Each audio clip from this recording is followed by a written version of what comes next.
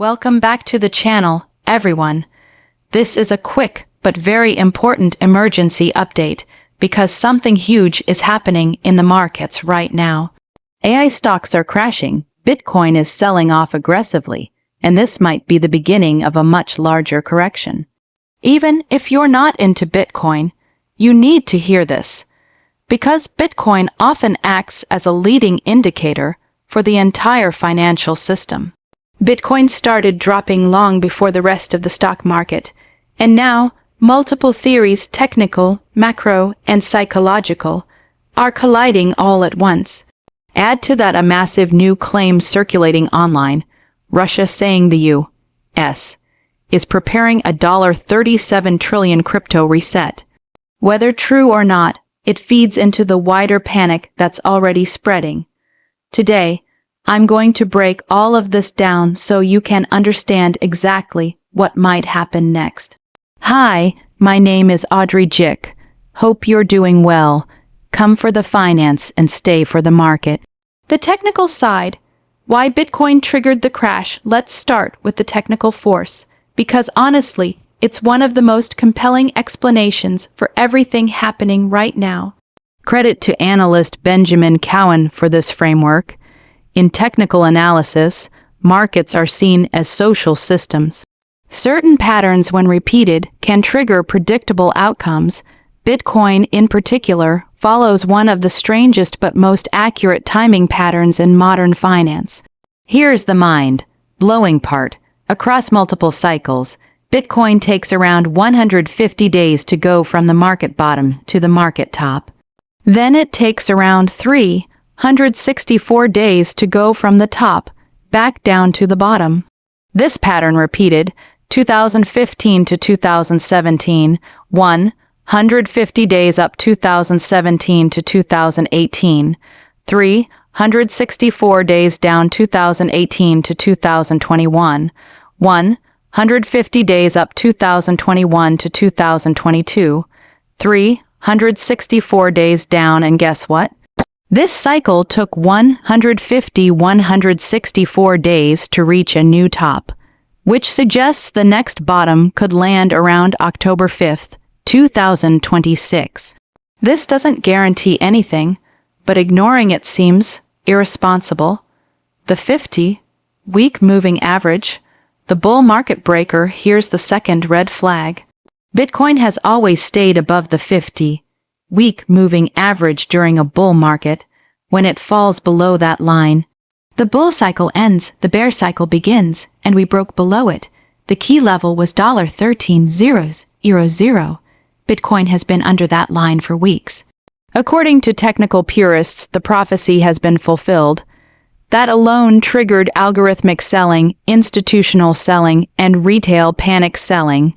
The macro force, the invisible hand moving everything, but some analysts say none of this matters compared to the macro story. And that starts in an unexpected place, Japan. Japan kept interest rates at zero or even negative for years. This created something called the carry trade, borrow cheap yen, invest for a higher return abroad. But as Japan raises interest rates, the entire global equilibrium breaks. Money starts flowing out of U.S. assets and back to Japan. Once hedging costs are considered, the yield advantage disappears. Sometimes it even goes negative, so hedge funds and pension funds are selling U.S. assets, including Bitcoin, to unwind these trades. But that's not all. The Federal Reserve announced that starting December 1st, they are ending quantitative tightening. It sounds good, but historically, the Fed only stops QT when they detect fragility or a financial break. Investors don't trust the Fed's optimistic wording, so they're selling risk assets, Bitcoin, Nvidia, tech stocks, crypto, and Bitcoin being the most liquid. Falls first. The psychology force, Bitcoin fighting itself. The third theory comes from inside the Bitcoin community. Bitcoin is in the middle of an identity crisis. For years, Bitcoin was just money.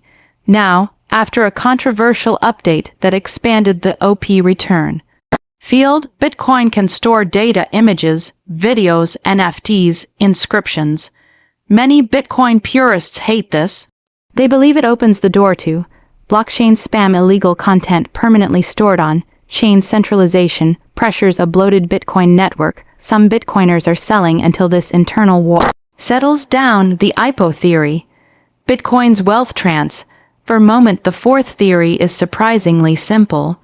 Bitcoin is having its version of an IPO.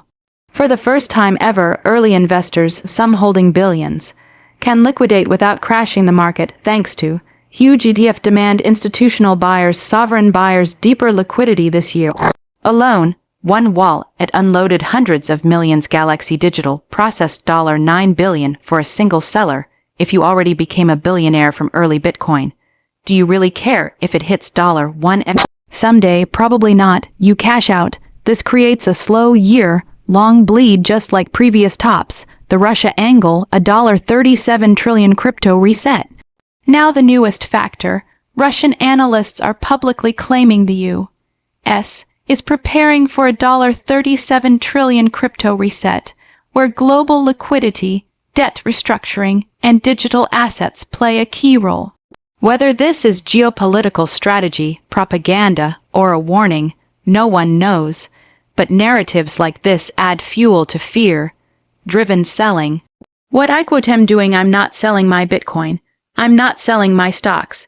My long-term dividend portfolio is paying me every month. I'm dollar cost averaging, slow, consistent, unemotional. Every theory might be true. Every theory might be partly true. But no one can know for sure. All we can do is stay disciplined.